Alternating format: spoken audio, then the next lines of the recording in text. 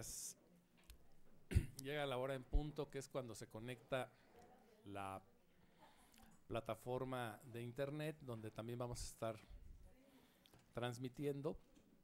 Y damos unos minutos nada más para iniciar. Claro. Ante todo, voy a presentar al doctor. Después.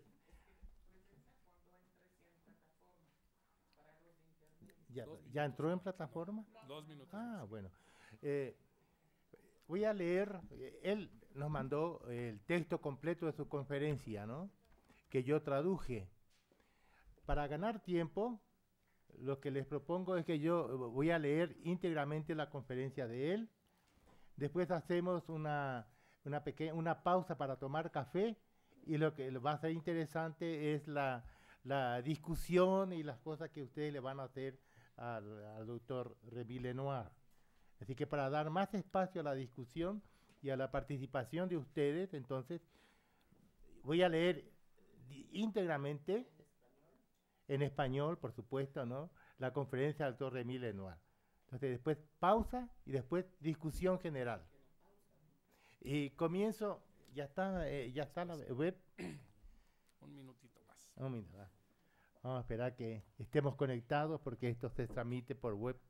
Sí, la parte es muy importante, la parte de diálogo. Entonces, por favor, pueden formular las preguntas en función del planteamiento de la conferencia. Igualmente en el momento. Es decir, que lo que él va a desarrollar es qué pasó con la sociología de Bourdieu después de Bourdieu, ¿no? Y en realidad él cambió un tanto el título de su ponencia. Dice, Bourdieu, 10 años después, ¿no? Y legitimidad cultural y estratificación social. Listo, podemos empezar. Bienvenidos a todos los que están conectados y bienvenidos al Seminario de Cultura y Representaciones Sociales. Les voy a pedir que en el momento de las preguntas y respuestas, todas las intervenciones esperen la llegada del micrófono por atención a todas las personas que están conectadas. Muy bien.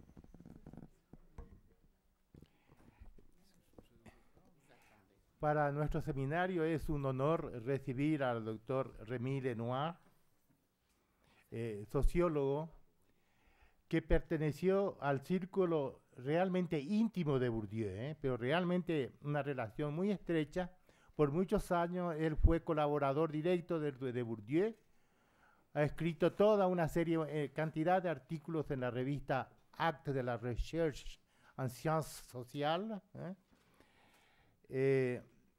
Hasta hace poco tiempo fue director del Centro de Sociología Europea, donde se siguen haciendo trabajos de investigaciones muy importantes en la línea teórica de Bourdieu. ¿Va? Él fue director hasta no hace mucho tiempo.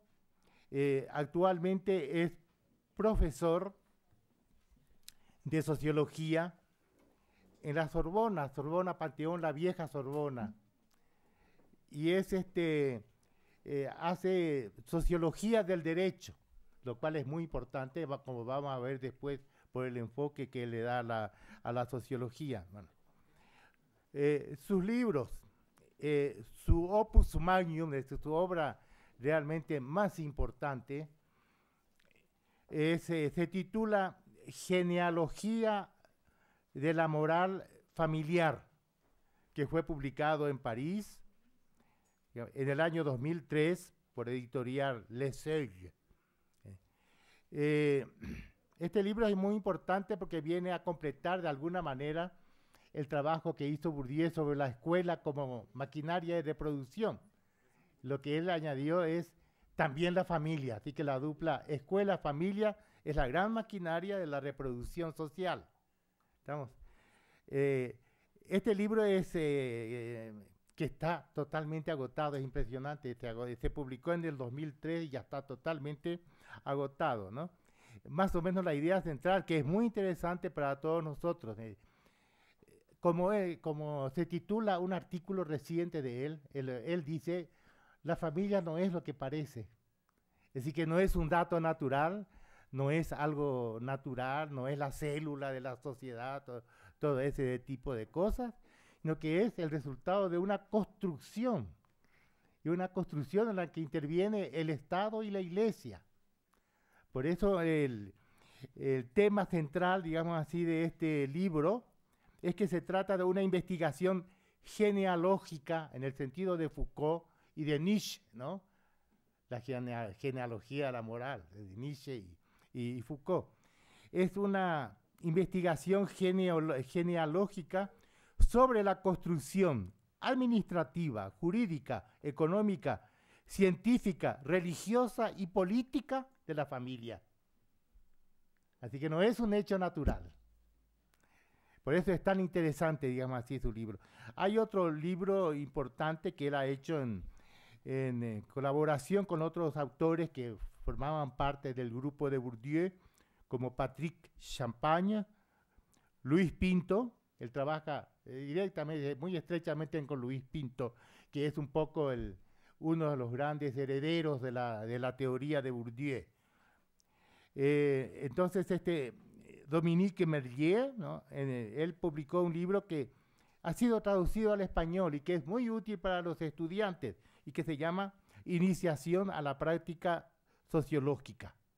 Este es un libro muy interesante. Después tiene numerosos artículos, particularmente, como le dije, en Acte de la Recherche y otra revista que se llama Société et Représentation. Bueno.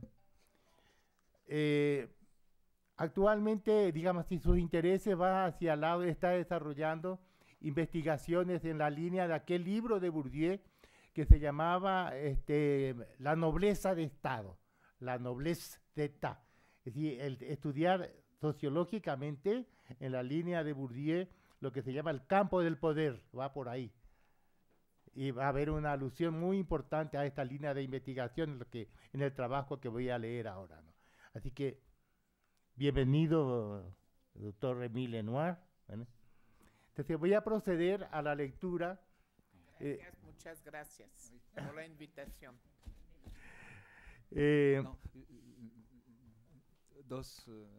deux mots pour remercier beaucoup Madame Patricia Ramírez Curi et Monsieur Gilberto Jiménez de m'avoir invité dans votre institut, et je suis très honoré de cette invitation. Je suis aussi très honoré d'avoir 3 traducteurs, dont 2 traductrices, ce qui est l'idéal pour un homme, comme vous le savez. Et donc, je suis très content d'être parmi vous, et je regrette seulement de ne pas parler suffisamment bien l'espagnol, ou pour dire la vérité, pas du tout l'espagnol, pour faire cet exposé dans votre langue qui est si belle, mais que je ne pratique pas. Voilà, donc je n'interviendrai que pour répondre aux questions, et je serai aidé pour ça par cette trinité magnifique. Voilà, merci. Bueno, rápidamente, entonces agradece en 2 palabras por la invitación a Patricia Ramírez Curi y a Gilberto Jiménez. Se siente muy honrado. Agradece tener 3 traductores, entre ellas 2 traductoras. Lamenta no poder hablar en español para poder leer él mismo su exposición, pero la próxima vez sí se compromete ya a practicar el español. Bien.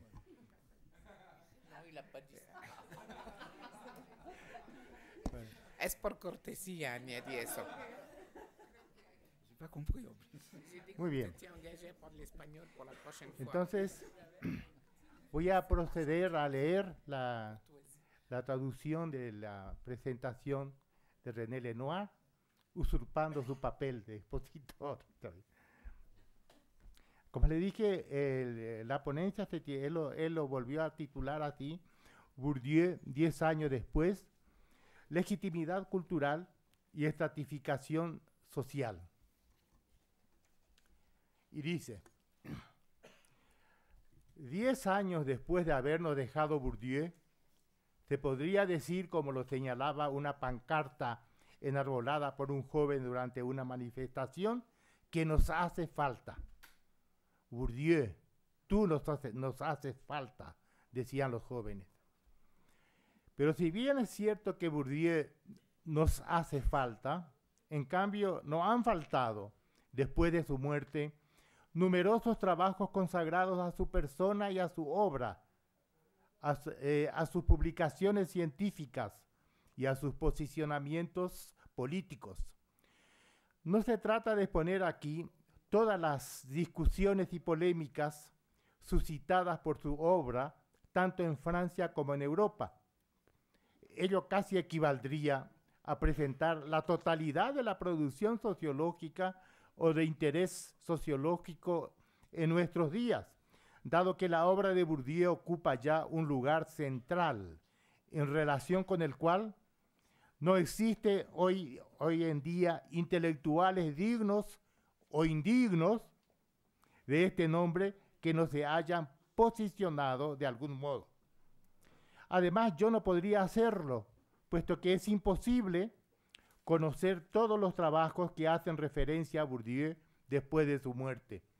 Por lo demás, no estoy seguro de que dichos trabajos sean muy diferentes de los que Bourdieu ya conoció en vida y que versan principalmente sobre el papel del sujeto en su sociología, sobre el peso del determinismo en sus modelos explicativos y sobre la pertinencia de los conceptos y nociones que emplea, particularmente la tríada hábitus, capital y campo, sin olvidar sus análisis sobre las funciones del sistema de enseñanza y de la cultura, y de modo más general sobre las funciones del Estado, cuya demisión, cuya renuncia, declinación, ¿no? Cuya dimisión él deploraba, a la vez que estudiaba su génesis sociológica en sus cursos del Colegio de Francia entre 1989 y 1991. Si bien se trata siempre de las mismas discusiones, para no decir las mismas polémicas, estas asumen a veces sentidos diferentes según los autores que las plantean y sus contextos de producción. Tomaré un ejemplo del campo político. Ustedes saben que en Francia, como en otros muchos países, el sistema de enseñanza es fuertemente criticado, especialmente en lo referente a su ineficacia, no solo para formar a los alumnos, sino también para reducir las desigualdades sociales frente al empleo, por una parte, pero también frente al éxito escolar o universitario. Temas burguesianos por excelencia. Pues bien, esta crítica en sentido fuerte se ha transformado hoy en día en una denuncia formulada por el gobierno mismo y gran parte de los responsables políticos actuales, tanto de derecha como de izquierda. Así que se ha convertido en una denuncia de los maestros, señalando su inactividad o aún más, su incompetencia, sin hablar de su estatuto. De este modo, se procede a lo que ya temían en vida de Bourdieu muchos de sus adversarios y a lo que ya preveía el propio Bourdieu. Sí. Se procede a una distorsión, o más aún, a una transmutación de tesis objetivamente fundadas en términos de estructuras y de sistema en el campo científico, se transforma en acusaciones polémicas en el campo político. Y es así como no ha faltado ministro de Enseñanza Superior o de Investigación Científica del gobierno que no haya invocado a Bourdieu para justificar reformas que este último ciertamente hubiera denunciado. Pero a la inversa, sociólogos o economistas cuyos trabajos se inscriben, si no dentro de la heredad científica estricta de Bourdieu, porque no tienen la misma preocupación por la fundamentación empírica, ni realizan el mismo esfuerzo conceptual de pensamiento, por lo menos sí dentro de su orientación política. Estos no lo citan nunca o lo citan apenas. Por el contrario, buscan demarcarse de él por todos los medios. E incluso, dentro del universo intelectual que yo conozco, en Francia, por supuesto, numerosos trabajos sociológicos publicados después de la muerte de Bourdieu, sean sociología de la educación, de la cultura o del arte, sean sociología política o también sobre sociología de la inmigración. Si bien es cierto que lo citan, ya que reverencia académica obliga, como nobleza obliga, ¿verdad? Lo hacen a título de referencia obligada, como una especie de obligación académica que se da por descontado. No hay peor entierro para un hombre de pensamiento que reducir lapidariamente sus razonamientos a meros resultados o fórmulas sin poner de manifiesto el procedimiento demostrativo y los sistemas conceptuales de los que son producto. Si exceptuamos quizás los embalsamamientos frecuentemente nauseabundos a fuerza de obsequiosidad o de condescendencia de los homenajes rendidos por ciertos miembros de las instituciones donde Bourdieu trabajó y que en vida lo marginalizaron. Lo que caracteriza la obra de Bourdieu, como ya dije, es su trabajo de pensamiento, que no se reduce a la especulación en el vacío, vacío que es lo contrario de lleno, y a la vez ávida, en el sentido de avidez. Así que su trabajo de pensamiento no se reduce a la especulación en el vacío y a la vez ávida. Ambas formas frecuentemente ligadas entre sí. Acabamos de terminar la edición del curso, esto es muy importante, del curso que Bourdieu impartió sobre el Estado durante 3 años universitarios en el Colegio de Francia. La obra tiene más de 600 páginas y procede de la reflexión oral con todos los imponderables que le están ligados. Pero se trata de una verdadera reflexión frente a un público al que él quería convencer con todos los medios de la pedagogía y de la retórica, pero sobre todo mediante una argumentación lógicamente rigurosa, aun cuando la exposición era a veces un poquito desbocada y apasionada, como pueden recordar los que la escucharon. Pero el punto de partida de su análisis eran siempre hechos del mundo real, un formulario, la reforma de la ortografía, la compra de una casa, un baile, o actos de la vida cotidiana, insultos, fórmulas de cortesía, reglas de mantenimiento, en los que estaban en juego cosas socialmente fundamentales. Algunos investigadores, tanto en Francia como en Europa, pero también en América Latina y particularmente en Argentina y Brasil, tratan de proseguir esta manera de hacer sociología, esta manera de pensar el funcionamiento del mundo social, procurando, por así decirlo, poner a Bourdieu en acción, en actes de la recherche, acciones de investigación, según el título de la revista que él dirigía y que también prosigue contra viento y marea el camino, el método, es decir, el camino, el griego antiguo método significa camino, que él ha desbrozado y abierto en gran parte. Y lo ha hecho en 3 direcciones que yo evocaré sucesivamente. Aquí está el post-Bourdieu, ¿no? La primera dirección ha hecho correr mucha tinta, no solo porque originó numerosas encuestas en diferentes países europeos y también en los Estados Unidos, sino porque éstas parecen poner en cuestión los resultados de los trabajos de Bourdieu sobre las prácticas culturales y sobre todo sobre sus modelos explicativos, particularmente en lo que concierne a la estratificación social. La segunda dirección, concierne a las élites nacionales e internacionales, sobre todo europeas, en continuidad con el trabajo de Bourdieu sobre la noblesse d'État, la nobleza de Estado y su problemática. Trabajos en curso, particularmente en los países escandinavos, pero también en Francia, que tratan de aprender las evoluciones desde hace una treintena de años. Aunque sigue siendo verdad que particularmente en Francia se puede seguir hablando de una nobleza de Estado, noción que Bourdieu había forjado para recordar que, a pesar de la desaparición de los modelos familiares de transmisión de posiciones en el campo del poder, el acceso a estas últimas,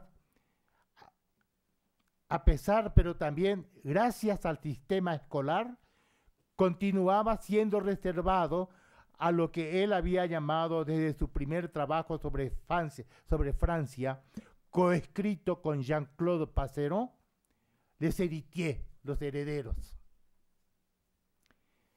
La tercera parte tiene que ver con la circulación internacional de ideas, particularmente en Europa, que ha movilizado durante 4 años una amplia red de investigadores de diferentes disciplinas y de varios países europeos, trabajos que hasta el momento casi no han suscitado polémicas intelectuales, quizás porque, pese a la voluntad de sus promotores, han permanecido un poco confidenciales a pesar de la publicación de una docena de trabajos colectivos. Así que son los 3 puntos que él va a tocar sobre lo que ocurre después de la muerte de Bourdieu.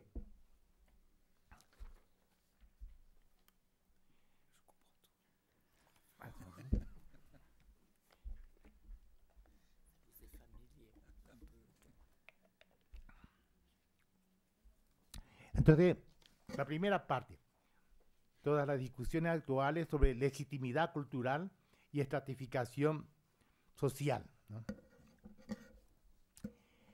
Desde hace unos 15 años, una de las obras más leídas de Bourdieu, La Distinción, ha sido objeto de numerosas controversias tanto en Francia como en el extranjero, controversias que, por lo demás, ya se habían producido en vida de Bourdieu, pero que se han multiplicado después de su muerte.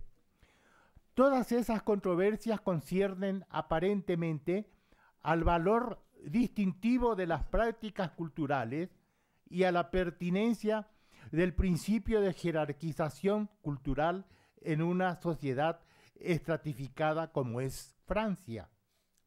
Unos, como Michel Lamont, acusan a Bourdieu de haber generalizado a toda Francia lo que solo vale para el microcosmos intelectual parisino de París, siendo así que los factores económicos y morales prevalecen en todas las demás partes fuera de París sobre los criterios propiamente culturales.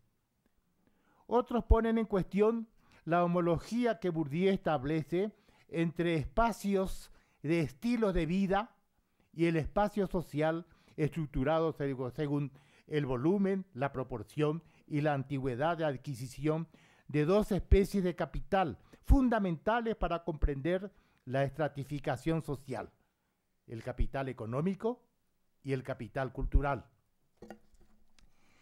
Este cuestionamiento se produce de 2 maneras.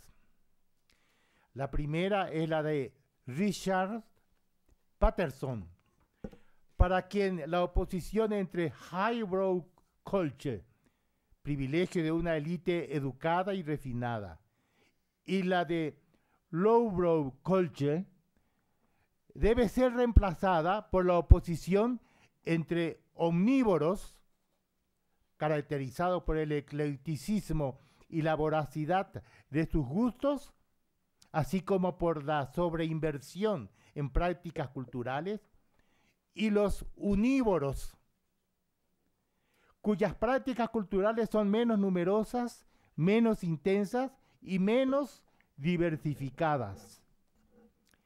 Para este autor, si bien la distinción entre cultura cultivada o letrada y cultura popular ya no es pertinente, las prácticas culturales siguen siendo uno de los principios de la estratificación social. Pero otros autores van todavía más lejos invalidando el principio mismo de la estratificación social y el valor social de la cultura. Los gustos, en efecto, se habrían vuelto inclasificables empíricamente, de modo que a la oposición dominantes-dominados se sustituye un conjunto de subculturas, un archipiélago de gustos. De este modo, el buen gusto, como criterio de diferenciación social, ha sido sustituido por el espíritu de tolerancia y por la apertura de la mente y por la diversidad cultural, cualidades que serían privativas de las categorías que tienen más diplomas, dado que los géneros populares tienden a ser el género preferido de los que cuentan con más diplomas. No estamos lejos de la tesis de Lipset, quien durante la Guerra Fría denunciaba el autoritarismo de la clase obrera.